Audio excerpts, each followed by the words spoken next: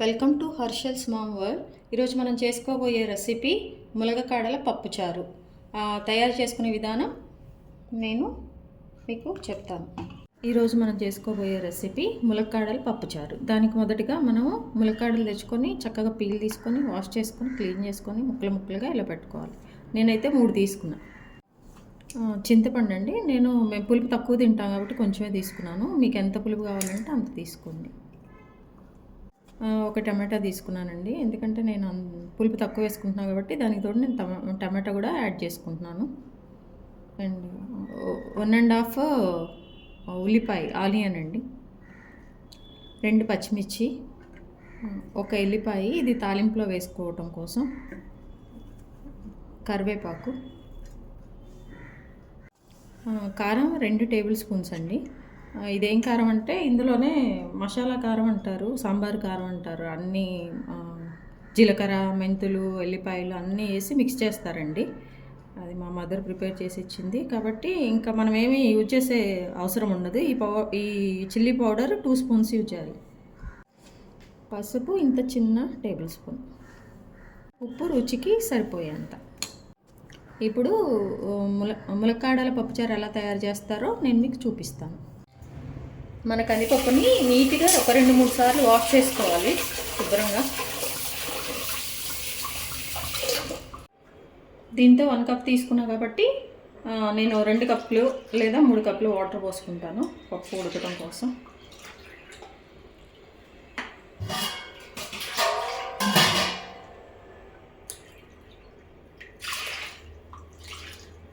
మూడు పోసుకున్నాను ఎందుకంటే ఇక్కడ కొంచెం అవి నీళ్ళు సరిగా ఉడకవు. ఇందులో పసుపు వేసుకుంటున్నానండి. ఇట్లా ఒక 5 మినిట్స్ పక్కన పెట్టేసుకొని కుక్ చేసుకుంటే బాగా కుక్ అయిపోతుంది.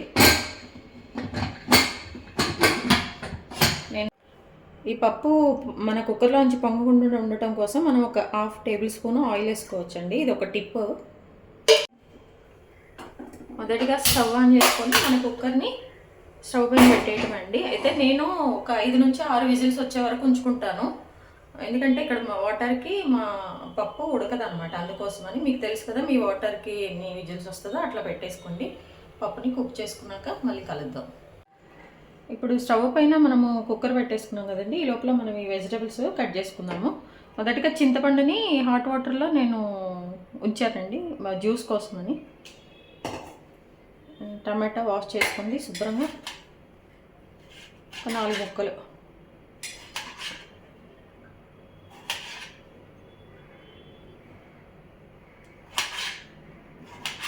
ఎందుకంటే ముక్కలు కనపడాలి కాబట్టి కొంచెం పెద్దగానే కట్ చేసుకోవాలి. అలాగే ఆనియన్ ఇట్లా పొడవుగా, ఎందుకంటే తాలింపులోకి వాడతాము ప్లస్ కుకింగ్లో కూడా కొంచెం వేస్తాం కాబట్టి ఇట్లా కట్ చేసుకోవాలి.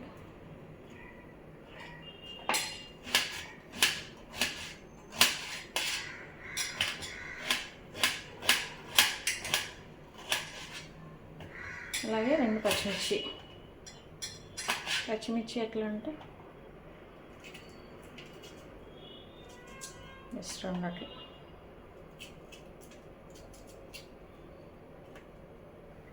ఇలా కట్ చేసుకొని పక్కన పెట్టుకున్నామండి. అలాగే మన తాలింపులోకి ఎల్లిపాయ చూపించాను కదా, అది కొంచెం స్మాష్ చేసుకొని ఇంత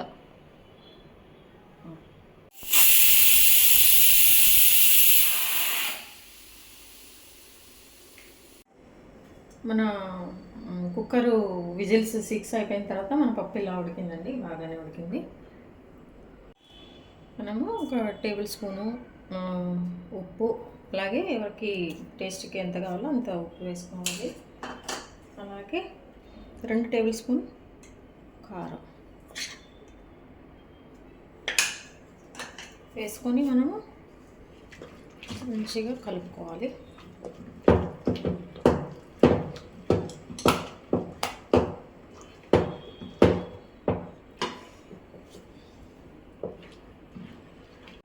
ఇట్లా పప్పు గుత్తితో మనం శుభ్రంగా మెదుపుకోవాలండి. చూసారా, మంచిగా ఉడికింది. మన ఎడకి ఇంకింతే. ఓకే, మెదిపిన తర్వాత ఇందులో ఇప్పుడు మనం ముందుగా చింతపండు వాటర్లో పెట్టాం కదా, నేను అదంతా తీసేసి ఉట్టి వాటర్ అండి, పిండుకున్న జ్యూస్ ఇది ఇందులో పోసేసుకోవాలి. ఇంకా ఇట్లా అడుగునే ఉంటే తీసేసుకోవాలి.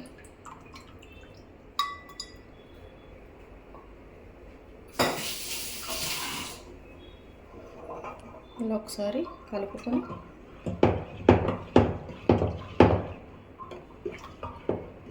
దీన్ని మనం ఒక గిన్నెలో తీసుకోవాలి.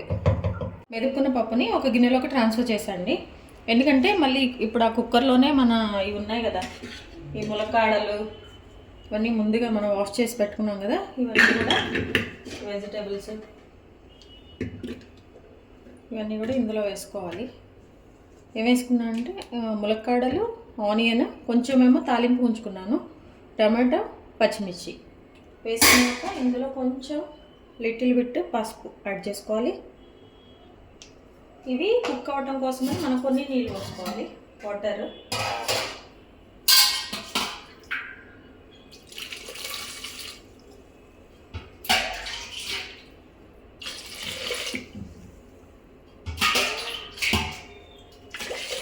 ఇట్లా ఇవి మునిగే వరకు, మునిగిన తర్వాత కొంచెం మనకి ఎంత పలుచగా పప్పుచారు కావాలంటే ఇక్కడ మనం వాటర్ యాడ్ చేసుకోవచ్చు అండి.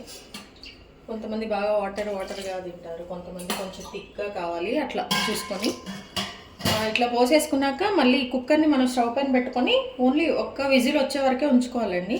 అదే ఎక్కువ విజిల్స్ వస్తే మొత్తం ఉడికిపోతాయి. తర్వాత మనకి పప్పులో ఉడికేటప్పటికి ఈ ములక్కాడలన్నీ కూడా, ఇవన్నీ పీసెస్ అన్నీ కూడా బాగా ఉడికిపోయి మనకి ఏది కనపడదు. అందుకని చెప్పేసి ఒక్క విజిల్ సరిపోతుంది.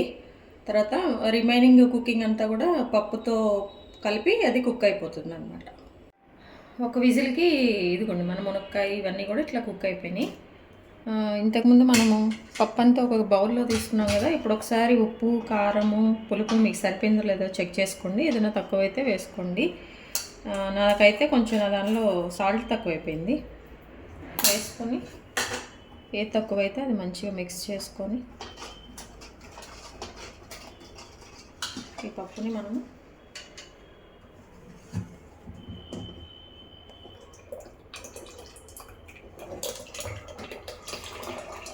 ఇందులో వేసుకొని స్టవ్ పైన పెట్టుకోవాలండి, బాగా మరిగించుకోవాలి.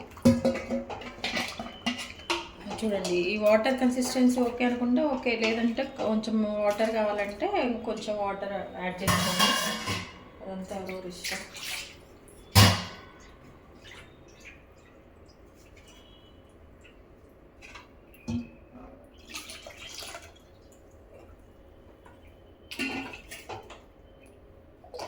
చిక్కగా అయితే ఇట్లా, కొంచెం వాటర్ కావాలంటే వాటర్, కావాలంటే కొంచెం వాటర్.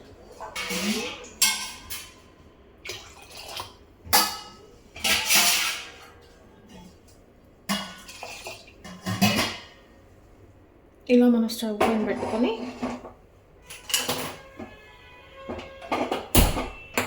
ఒక 5 to 10 minutes మరిగించుకోవాలండి. ఒక 5 minutes తర్వాత మన పప్పుచారు ఇలా మరుగుతుందండి. ఇంకొక 5 నిమిషాలు ఉంచుదాం, ఎందుకంటే పప్పుచారు బాగా మరిగితేనే మనకు మంచి టేస్ట్ వస్తుంది. సో ఇంకొక 5 నిమిషాల తర్వాత ప్రాసెస్ చేద్దాం. ఒక 10 minutes తర్వాత మన పప్పుచారు అండి బాగా మరుగుతుంది, మంచి సువాసన వస్తుంది.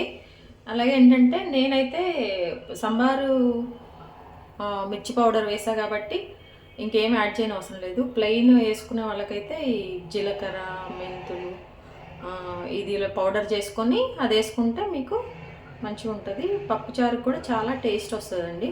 నేను ఇది కొంచెం వేసుకుంటున్నాను, ఎందుకంటే ఆల్రెడీ నా కారంలో అంతా మిక్స్ అయింది కాబట్టి. ఇప్పుడు ఇది మరుగుతుండగానే మనము వేరే స్టవ్ పైన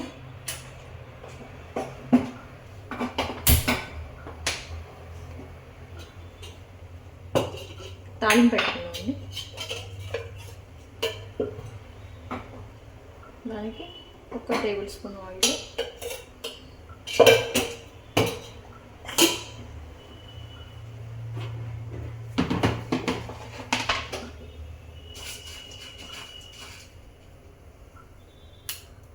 పోపు గింజలు,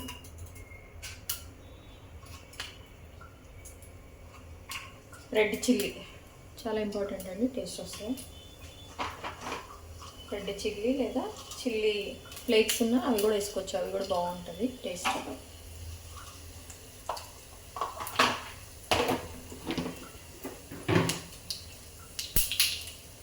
లైట్గా మనం ఆనియన్స్,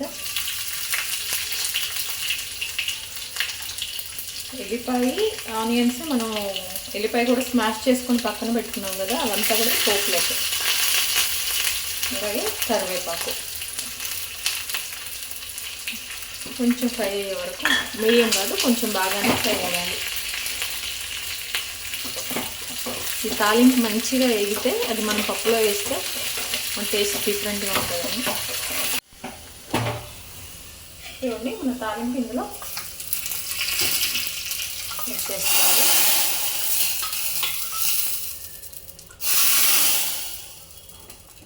ఇది మిక్స్ అయ్యాక అట్లానే ఇంకొక 2 నిమిషాలు మరిగించాక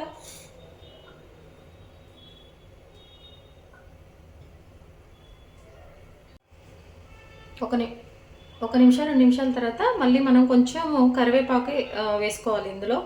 ఎందుకంటే ఇప్పుడు వేసుకునే కరివేపాకు పప్పుచారుకి చాలా రుచి, అలాగే మంచి ఫ్లేవర్ వస్తుందండి. ఈ పప్పుచారు వేసాక ఒక పొంగు వచ్చిన తర్వాత మనము కొత్తిమీర వేసుకొని స్టవ్ ఆఫ్ చేసుకోవటమే.